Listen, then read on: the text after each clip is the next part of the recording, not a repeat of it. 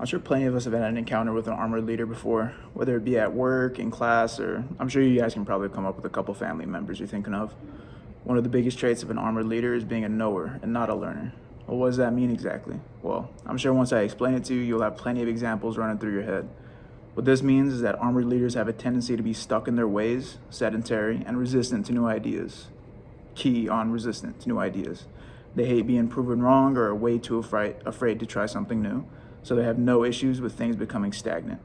I'm sure plenty of you guys have seen Kitchen Nightmares before, so you know what I'm talking about when I say that plenty of the business owners from this show are armored leaders, since they bring in Gordon Ramsay as a consultant, but usually never take his advice or make the excuse that this is the way we've always done things, to which a lot of them end up closing down because of this refusal to learn from those that seek to help them. And as we can infer from this, if a leader is stagnant, those being led will cease to grow as well. Now I'll pass it on to Haley for some more. Hey boss, I have a question. Are you free right now? No, I'm really busy. Okay. Armored leaders are known to numb their emotions through distractions, for example, social media, video games, shopping, online shopping, etc. And so an example of this, as we showed, was a boss who would rather play video games than help their employee with a question. And this shows that the leader was armoring themselves against any kind of vulnerability with their employee, and therefore they don't function as well as a leader would who is trying to share their power with their subordinates and help ease the process of the job along the way. We can see how this armor leader is trying to kind of keep her power over her employee by kind of abusing her privileges on the work clock, and this kind of sets a bad example for her employees. And armored leaders are known to try and set themselves above and kind of show power over their employees rather than sharing that power. And we can see that with this example. Will, get in there. We need some points. You got it, coach.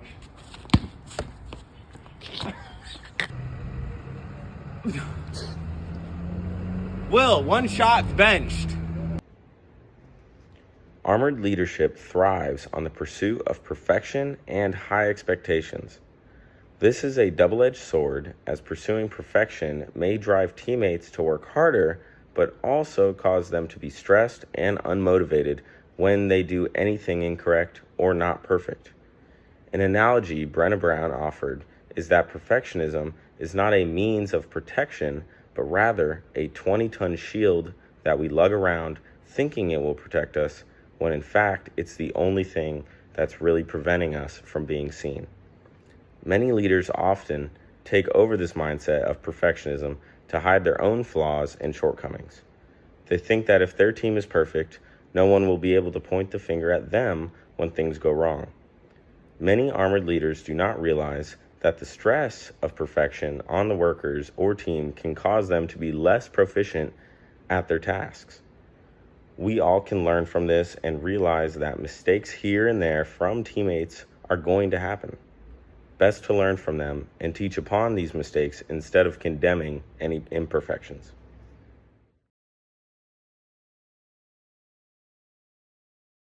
One great example of armored leadership could be when Apple removed the headphone jack, but Samsung decided to keep it. For example, Samsung might have feared change and failing, so instead they decided to keep the tried and true headphone jack on their phone. Can I still use these headphones with the 10? Yeah, but you'll need an adapter, or as most people like to call it, a dongle. A what? A dongle. A dongle? Yeah, a dongle. It comes in the box. But what if I just need to charge at the same time? Then you're gonna need another type of dongle. Like a double dongle? Yeah, double dongle, I guess.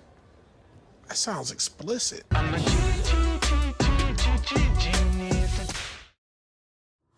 From this video, one could infer that Samsung thought Apple made a stupid decision to remove the headphone jack.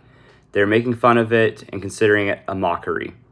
This could be an example of armored leadership because Samsung didn't want to fail, like Apple might if the public and buyers of smartphones decide to not buy Apple anymore because having the headphone jack was so important to them.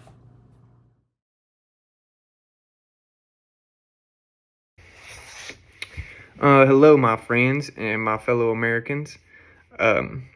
This may not look it or sound it even, but believe it or not, this is Bill Clinton.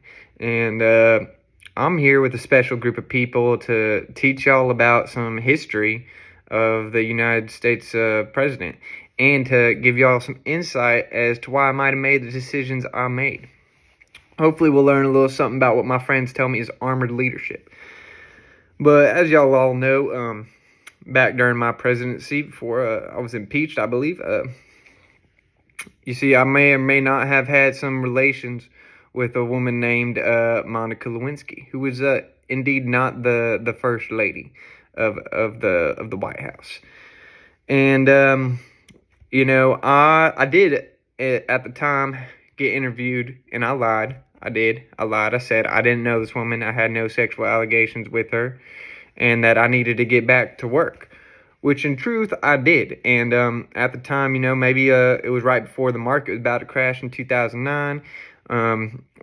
Tensions were rising with oil and whatnot, and the war on terror.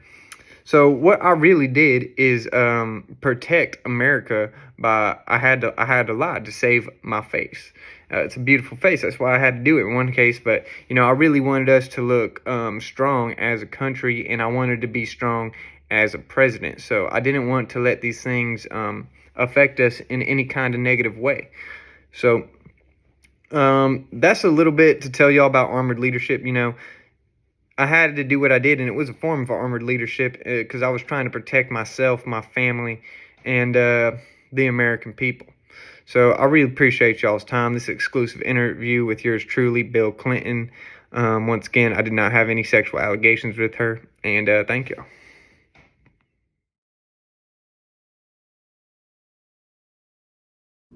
Armored leadership is a metaphorical concept that emphasizes creating a strong and supportive environment within a team or organization. Like a suit of armor protecting a warrior, armored leadership focuses on safeguarding and nurturing the members of a group.